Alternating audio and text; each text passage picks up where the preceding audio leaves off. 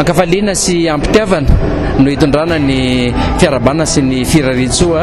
ho an'ny malagasy tsy akanavaka indrindrindrindra fa ny vahoaka